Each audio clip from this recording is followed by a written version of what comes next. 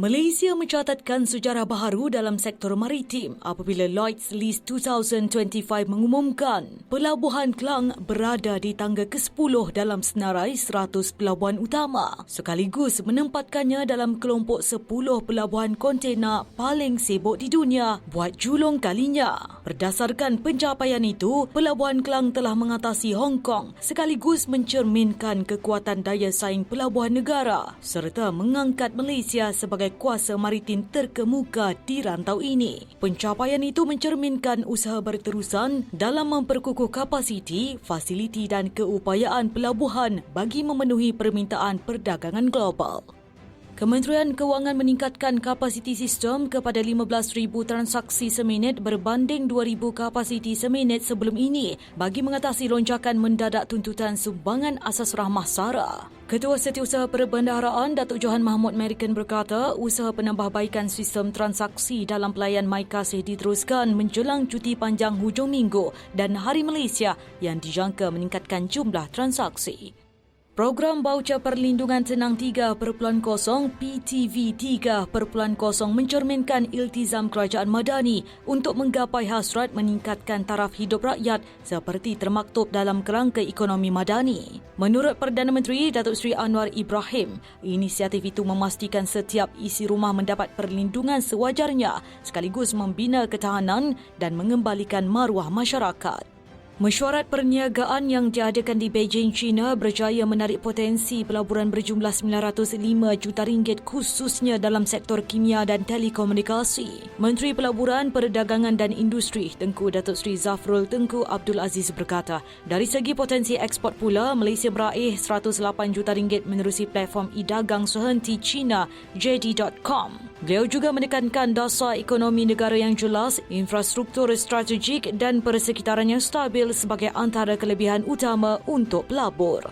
Kerajaan beri jaminan bekalan keperluan asas mencukupi meskipun jumlah pembelian meningkat mendadak susulan pelaksanaan program sumbangan asas rahmah SARA. Menteri Komunikasi Datuk Fahmi Fadzil berkata pemantauan akan terus dipertingkatkan bagi memastikan bekalan di pasaran stabil dan dapat memenuhi keperluan pengguna. Platform media sosial TikTok diminta menyediakan mekanisme berkesan berikutan kaedah sedia ada gagal membendung kehadiran pengguna di bawah usia 13 tahun. Menteri Komunikasi Datuk Fahmi Fadzil berkata TikTok diarahkan membincangkan kaedah itu bersama Polis Diraja Malaysia PDRM dan Suruhanjaya Komunikasi dan Multimedia MCMC. Beliau berkata PDRM dan MCMC perlu meletakkan tempoh masa dan mekanisme dilakukan platform berkenaan untuk mengekang penggunaan media sosial itu bagi individu bawah 13 tahun. Jawatan Kuasa Dasar Monetary MPC Bank Negara BNM pada Khamis memutuskan untuk mengekalkan kadar dasar semalaman OPR pada paras 2.75% dengan menyatakan permintaan domestik yang menyokong serta unjuran inflasi yang stabil sebagai faktor utama. Dalam satu kenyataan, Bank Pusat itu berkata petunjuk terkini menunjukkan pertumbuhan global terus berkembang disokong oleh perbelanjaan pengguna yang berterusan, pelaksanaan awal aktiviti serta keadaan pasaran buruh yang positif.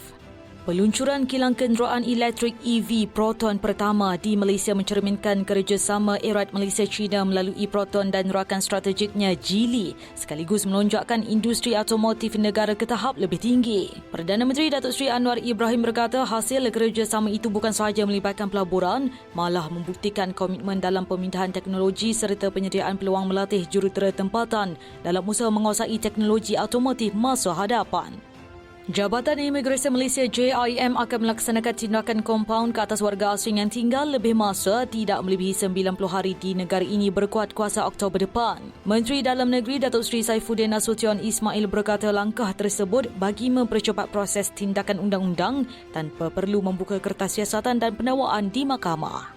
Suruhanjaya Komunikasi dan Multimedia Malaysia MCMC meminta semua syarikat telekomunikasi meningkatkan kapasiti rangkaian terutama di kawasan berisiko banjir bagi menghadapi monsun timur laut. MCMC memaklumkan langkah itu penting bagi memastikan perkhidmatan komunikasi kekal stabil sepanjang musim banjir. MCMC memaklumkan tinjauan diadakan bagi menguji kualiti liputan komunikasi di kampung berkenaan serta menilai prestasi dan tahap kesiapsiagaan penyedia perkhidmatan komunikasi dalam menghadapi monsun timur laut.